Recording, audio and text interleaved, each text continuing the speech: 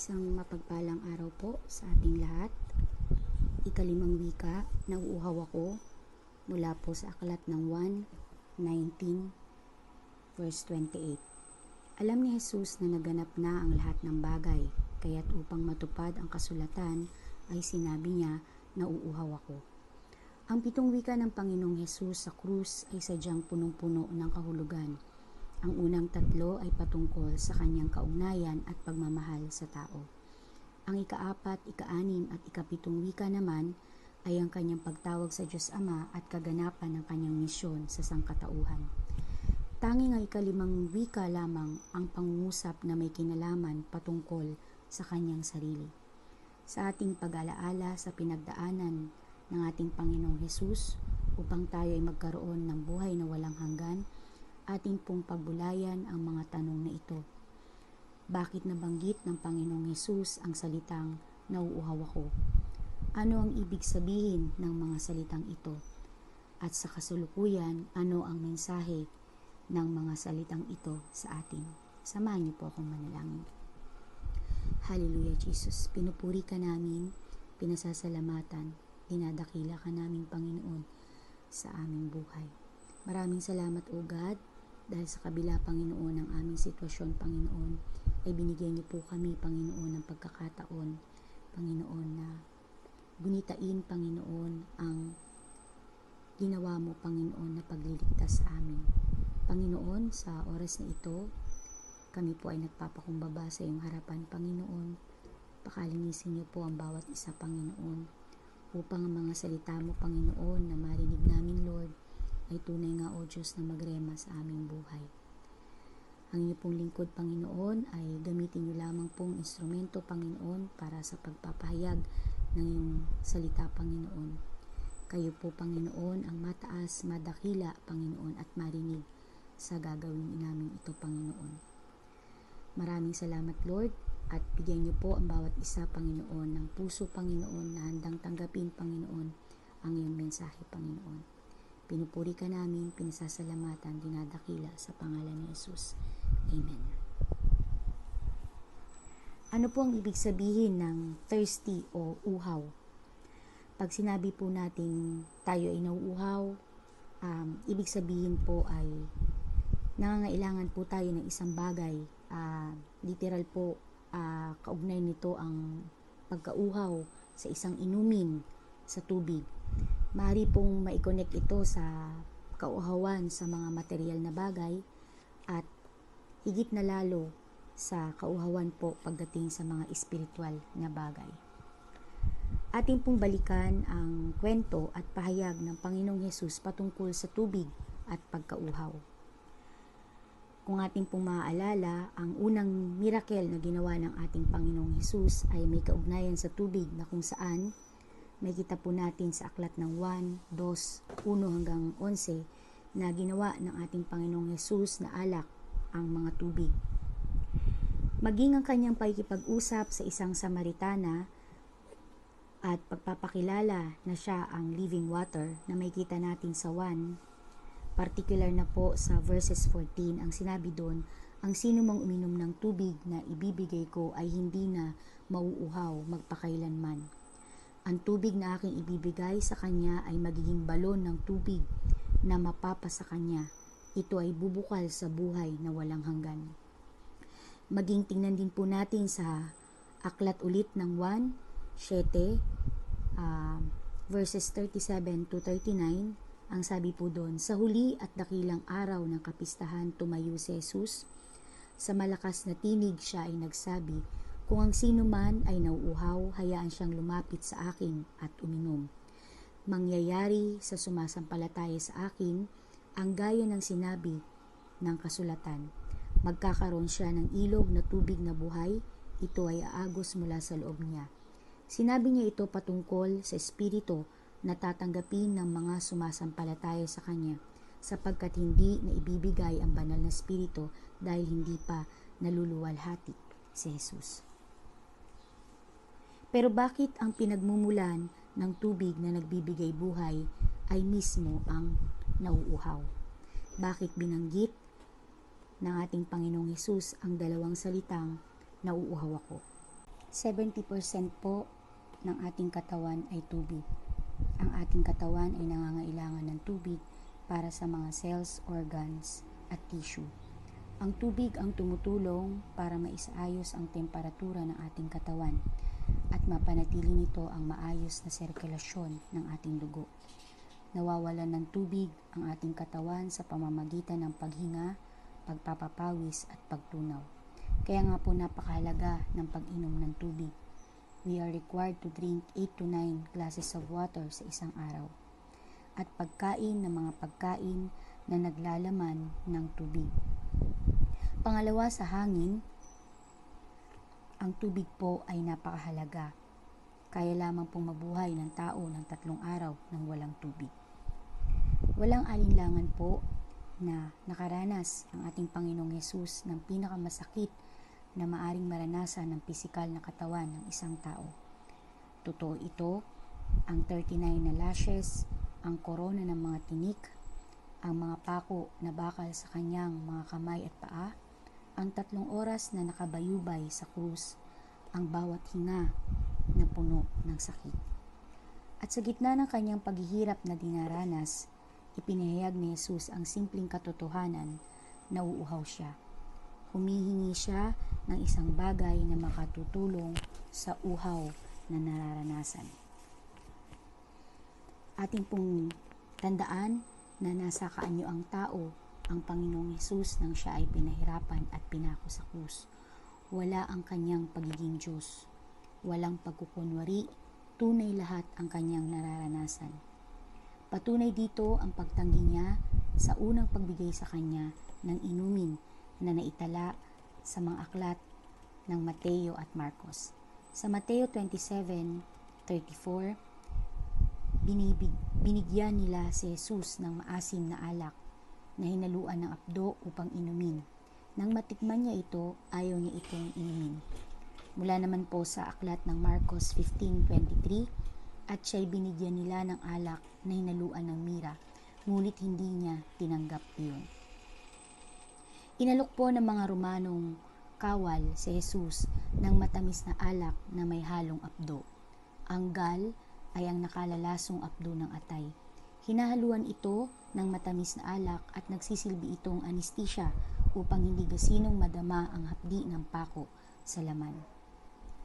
Nang inalok nila ito kay Jesus, tinanggihan niya ito. Bakit tinanggihan ng Panginoong Hesus ang inumin na ibinibigay sa kanya? Dahil nais ng ating Panginoong Hesus na madama ang puspos na hirap sapagkat siya'y naparito upang magdusa para sa ating mga kasalanan. Nauuhaw ako. Ano ang ibig sabihin ng dalawang salitang ito? Ang dalawang salitang ito ay katuparan ng kasulatan. Ating pong balikan ang ating susing talata sa 1:19-28. Sabi doon, pagkatapos nito, sapagkat alam ni Jesus na ang lahat ng mga bagay ay naganap na, ay sinabi niya, upang matupad ang kasulatan, sinabi niyang nauuhaw ako. Anong banal na kasulatan ang natupad dito? Tingnan po natin sa aklat ng Isaiah 53:12. Sabi po doon, kaya't hahatiin ko siya ng bahagi na kasama ng dakila, at kanyang hatiin ang samsam na kasama ng malakas, sapagkat kanyang ibinuhos ang kanyang kaluluwa sa kamatayan at ibinilang na kasama ang mga lumalabag. Gayon may pinasan niya ang kasalanan ng marami at namagitan para sa mga lumalabag. Kasulatan ito tungkol sa pagdurusa at kamatayan na daranasin ng ating Panginoong Hesus. At batid po niya ito at nandoon ang kanyang kusang pagsunod.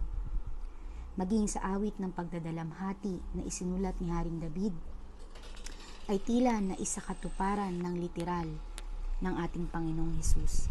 Sabi po sa awit 69:21, binigyan nila ako ng lason bilang pagkain, at sa aking uhaw ay binigyan nila ako ng sukang inumin.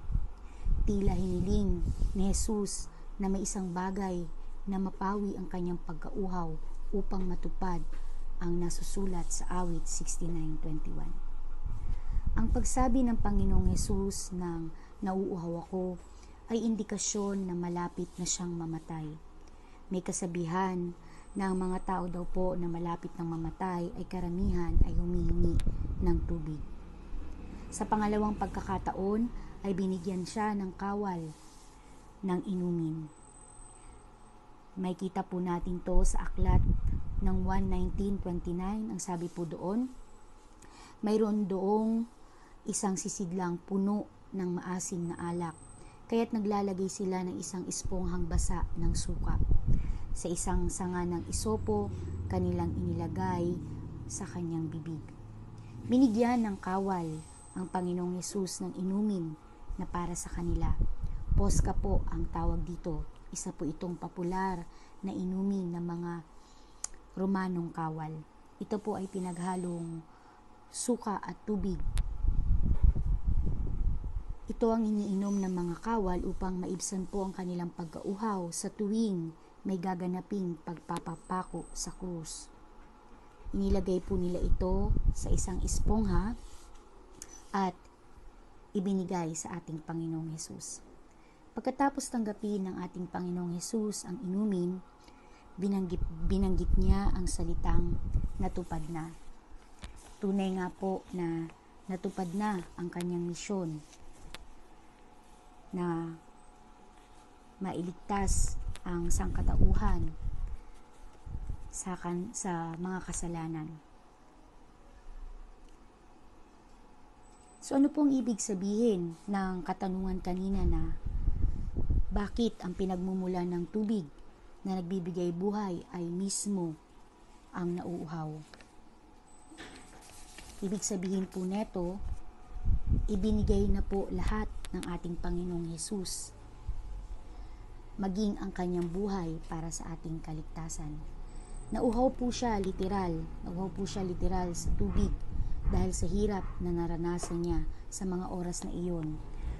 Nauuhaw po siya sa pagtanggap ng mga taong nakapaligid sa kanya noon dahil sa kabila ng mga pahayag na ginawa niya ay hindi pa rin po siya tinanggap bilang Mesyas ng mga tao doon. Nauuhaw po siya sa pagmamahal ng mga tao dahil sa kabila po ng ginawa niyang pagpapagaling, pagpapatawad, ay hindi po nasuklian ng pagmamahal ang ginawa ng ating Panginoong Hesus. Higit na lalo po sa oras na iyon ay nauuhaw po siya sa presensya ng Diyos Ama. Dahil sa mga oras na iyon, nadala-dala po niya ang kasalanan ng sangkatauhan. Napakahirap po ng dinanas ng ating Panginoong Hesus sa krus. At dahil po iyon sa labis na pagmamahal niya sa akin, sa iyo, at sa lahat ng tao. Sa Mateo 16:24, sabi ng Panginoon doon, sinabi ni Jesus sa kanyang mga alagad, ang sinumang nagnanais sumunod sa akin ay kinakailangang itakwil niya ang kanyang sarili, pasanin ang kanyang krus at sumunod sa akin. Kung atin po itong pagbubulay-bulayan, higit pa rito ang ginawa ni Jesus para sa atin. Ang isang tabi ang pagiging Diyos niya at hindi lang pasanin ang krus kundi magpapako sa krus upang magkaroon lamang tayo ng kaligtasan. Tayo ay tinawag ni Jesus para sa isang gawain, ang maging katuwang niya sa pagpapahayag ng mabuting balita ng kaligtasan. Hindi po ito madali. Ito po ay makatumbas na dapat ipagpalit ang ating oras, ang ating hilig, ang mga bagay na nagbibigay ng kaligayahan dito sa mundo. Dapat isuko natin lahat sa ating Panginoon, tulad ng pagsuko ng Panginoong Hesus sa kanyang buhay para sa atin. Sa oras na ito, ikaw ba ay nauuhaw? Saan ka nauuhaw? Nauuhaw ka ba sa literal na tubig? Nauuhaw ka ba sa mga pagkain na di mo makain dahil naka-quarantine ka? Nauuhaw ka ba sa paglabas ng bahay dahil di ka makapasyal? Nauuhaw ka ba sa pagmamahal Nauuhaw ka ba sa atensyon? Kung meron mang bagay na dapat tayong kinauuhawan sa oras na ito ay ang salita ng ating Panginoon, ang kanyang presensya sa ating buhay. Saan ka nauuhaw? Ang mensahe ng krus ay ang dakilang pagmamahal ng Diyos sa sangkatauhan at katuparan ng pangako niyang kaligtasan sa pamamagitan ng ating Panginoong Hesus. Tinapos na niya at napagtagumpayan na niya. Kaya kung nais nating sumunod sa yapak ng ating Panginoong Hesus, maging ito man ay mahirap dahil sa mga pagsubok pa na darating sa ating buhay, hindi lang COVID-19, marami pa dahil ito naman ay nasusulat. Ituloy lang natin mga kapatid. Makakasigurado naman tayo sa buhay na walang hanggan na kung saan doon walang hirap, pagdurusa, pagluha, at higit na lalo walang magsasabing nauuhaw ako. Tayo po ay manalangin. Panginoon, maraming salamat po Lord sa mensahe mo, sa mga salita mo Panginoon, ibinigay sa amin sa oras na ito. Tunay nga o Diyos na walang makakasapat Panginoon sa anumang kauhawan Panginoon na meron kami Panginoon, tanging ikaw lamang Panginoon. Kung meron man, Panginoon, bagay kaming dapat nakauhawan, Panginoon, ito ay ang iyong salita at ito ay ang presensya sa aming buhay. Lord, ilagay mo po sa aming puso, Panginoon, na laging magkaroon ng pagkauhaw, Panginoon, sa iyong salita at sa iyong presensya, Panginoon. Tulungan mo po ang iyong mga anak, Panginoon, na magampanan, Panginoon, kung ano man po yung mga nais mo na gawin namin, Panginoon, na magbibigay ng kaluguran sa iyo. Lord, ilagay mo po sa puso namin, Lord, na huwag kaming mauhaw sa mga material na bagay, Panginoon. Pagkus, Lord, mauhaw kami sa mga bagay na may kinalaman sa aming espiritual, Panginoon, na buhay. Alam namin, Lord, sa sitwasyon namin ngayon, maraming mga tao, Panginoon, ang nauuhaw, Panginoon. Nauuhaw sila, Panginoon, sa pagkain, maaring sa tubig. Nauuhaw sila, Lord, sa mga bagay na hindi na nila nagagawa dahil sila ay nakakulong sa bahay. Pero Lord, we pray na sana, Lord, sa sitwasyong ito, Panginoon, sa mga tao, Panginoon, na nauuhaw sa iyong presensya, Lord, nauuhaw sa iyong pagtulong sa kanila, nauuhaw sa iyong pagpapagaling sa kanila, Panginoon. Abutin mo po sila, Panginoon. Dahil, Lord, walang iba, Panginoon, na makasasapat, Panginoon, sa kauhawan na nararanasan, Panginoon, ng mga tao, kundi ikaw lamang, Panginoon.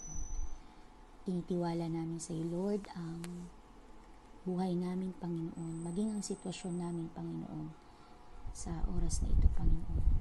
At nagtitiwala kami sa iyo, Panginoon.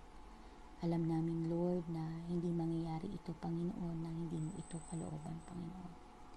Muli, Lord, maraming salamat po sa iyong salita at sa mensahe sa amin na iyong mga anak, Panginoon. Sa iyo lahat, Lord, ang papuri, pasasalamat, pagsamba at pagdakila sa tanging pangalan ng iyong anak na si Jesus, aming Diyos at tagapagligtas. Amen.